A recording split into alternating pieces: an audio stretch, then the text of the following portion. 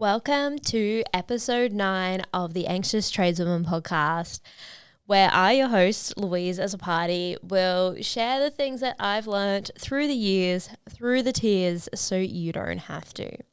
So in this episode 9, we're going to talk about difficult conversations. So how to have difficult conversations. We often talk so much about standing up for ourselves, so much about being like, yeah, tell them that bothers you and, that kind of stuff. But what does that include? What does telling them that they bothering you, like, how do you even do that? So I want to share some things with you, some simple ways that you can start to have these conversations. So first thing is think about the situation. We need to be specific here. So when we tell someone that they're doing something that bothers us, we need to be specific, because if we give them vague feedback, then it can almost feel like we're attacking their whole personality and they can get really defensive. And then also we're not giving them anything specific to work on. It's like when you get feedback in a performance review and the feedback is vague, then you don't know where to start and you don't know what to do with the feedback, and you get confused and flustered and it's just like, what's happening? This is weird. Why? So when we are having these difficult conversations, which is pretty much a form of giving them feedback, we need to make sure we're specific. So we need to look at what exactly are they doing that bothers us, that exact behavior. So then we can go, and the first way of having a difficult conversation, the first section, is telling them what is bothering you.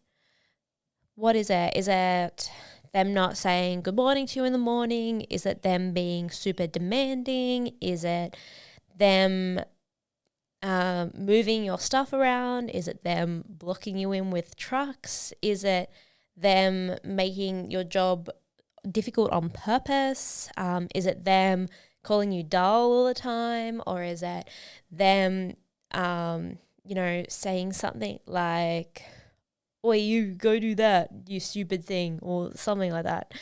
Like, just when they're saying something that bothers you, that specific thing, the thing that they say or the thing that they do. Be specific. All right, the second thing you need to do is tell them why it bothers you. And keep this short and sharp, and try not to get too emotional about it.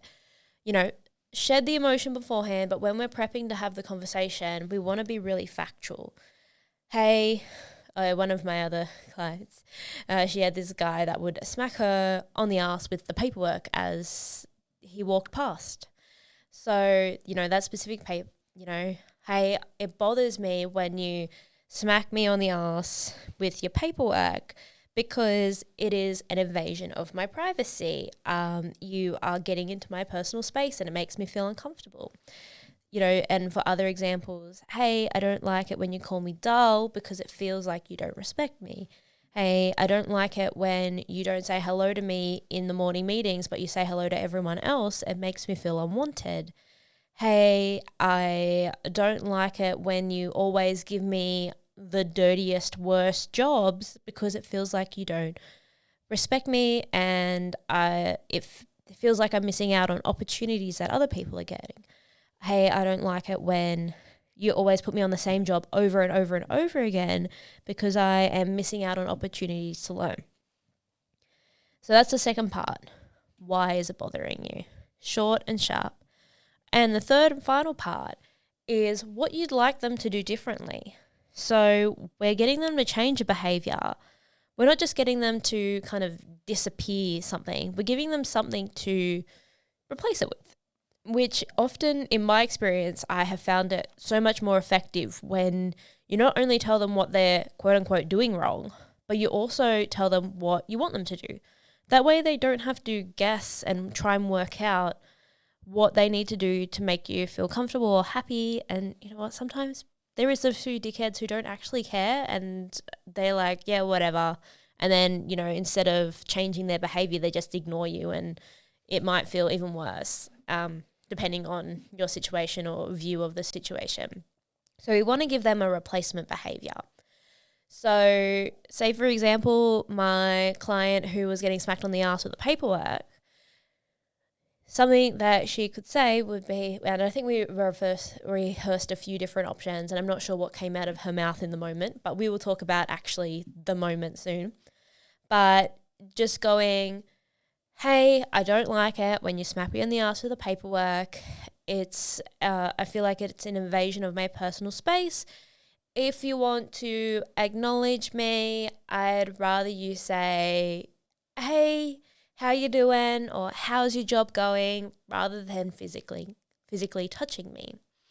Another example with hugging in the workplace, because I know I can be a hugger too, but sometimes, like I said, I'm going to use the reference boys because that's who I'm romantically attracted to. But sometimes they take that the wrong way. That, hugging to say hello goes a bit further in their mind. So you might want to, or they are hugging you and you don't want that either. So both ways. So if they say hugging you and you don't want them to, you can be like, hey, I don't like it when you hug me in the workplace. I feel like it's not very professional and it makes me feel a bit uncomfortable. I'd rather you shake my hand or give me a high five if you want to celebrate or acknowledge me in a physical way. That's what I would prefer. Just giving them something to replace it with. In the morning meeting, it makes me feel really uncomfortable when you say hello to everyone else, but you don't say hello to me. It makes me feel excluded. Could you please just say hi to me or give me a nod? I'd really appreciate that. Or, with the opportunity one, it's like, hey, I feel like I'm missing out on opportunities when you put me on the same job all the time and I want to learn and grow. Would you be able to put me on a job with A, B, and C, doing A, B, and C because I haven't done that before? You're giving them a direct path to go that way. Now, we've talked about planning the conversation, but how do we actually do the conversation? So rehearse it, let's be honest. Take notes and practice it in front of the mirror, especially if there's someone that intimidates you. So I probably should have used this example first instead of my client's examples, but lots of examples for you. So for me, I had this supervisor that made me feel very uncomfortable. He ignored me and he was the night shift supervisor.